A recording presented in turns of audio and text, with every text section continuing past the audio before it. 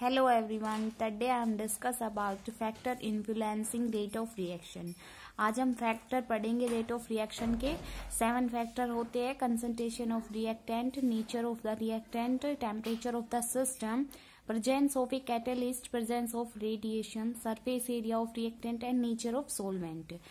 Firstly हम पढ़ेंगे concentration of reactant की कंसंट्रेशन कैसे डिक्रीज होती है। Concentration reactant goes on decreasing with the passage of times. Time के साथ उसकी कंसंट्रेशन रिएक्टेंट की डिक्रीज होती रहती है, इसीलिए जो रेट ऑफ रिएक्शन है वो भी डिक्रीज होती है with the time. On the basis of collision theory with the increase in concentration की कोलिजन थ्योरी के ऊपर हम रेट ऑफ रिएक्शन को पढ़ते हैं, तो इंक्रीज होगी कंसंट्रेशन की, रिएक्टेंट की कंसंट्रेशन वो इंक्रीज होगी और नंबर ऑफ मोलिक्यूलर कोलिजन वो भी इंक्रीज होंगे, तो जो रेट ऑफ रिएक्शन है वो भी आल्सो इंक्रीज होगी। जैसे एग्जांपल ले लिया हमने बर्निंग ऑफ वुड।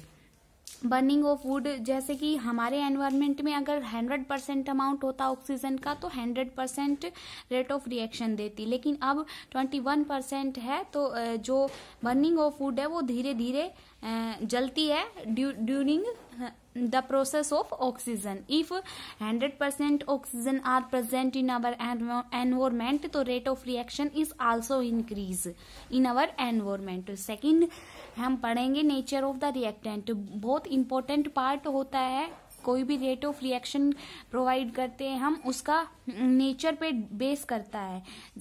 जैसे कि nitric oxide and carbon monoxide by the air respectively.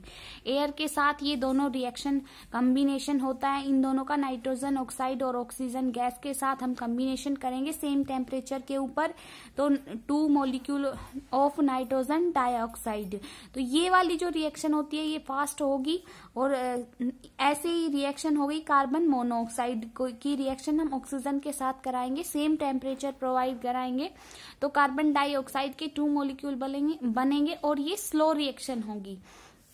In both of these reaction the oxidizing agent in the same, but in first case in the nitric oxide which is the to be oxidized, where in the second case of the carbon monoxides which to be oxidized, hence the difference in the rate of reaction। दोनों का oxidation हो रहा है, एक fast हो रही है एक स्लो हो रही है, ठीक है, सेम टेम्परेचर के ऊपर। ये क्या हो रहा है कि नेचर डिपेंड कर रहा है रेट ऑफ रिएक्शन को। ऐसे ही इसका एग्जांपल होता है आयरन ऑक्साइड मैग्नीज O4 और 8 मॉलिक्यूल ऑफ हाइड्रोजन, तो 5 आयरन 3 पॉजिटिव हो जाएगा एक्वस सॉल्यूशन में, मैग्नीज 2 पॉजिटिव और 4 मॉलिक्यूल ऑफ वाटर। फास्ट हो जाएगी ये रिएक्शन। और इसकी है C2O5 ऑक्सोलेट आयन हो गया, और मैग्नीज O4 एक्वस सॉल्यूशन में 16 मॉलिक्यूल ऑफ हाइड्रोजन पॉजिटिव, तो कार्बन डाइऑक्साइड गैस बनाएगा, मैग्नीज बनाएगा और 8 मॉलिक्यूल ऑफ वाटर बनाएगा। ये क्या हो गई, स्लो प्रोसेस हो गई, ठीक है। ये दोनों हमने डिस्कस कर लिए हैं, इसका नेक्स्ट पार्ट हम नेक्स्ट वीडियो में पढ़ेंगे। आई होप ये आपको समझ आया हो, और अगर आपको ये वीडियो अच्छी लगी हो तो लाइक और शेयर सब्सक्राइब कर दीजिएगा।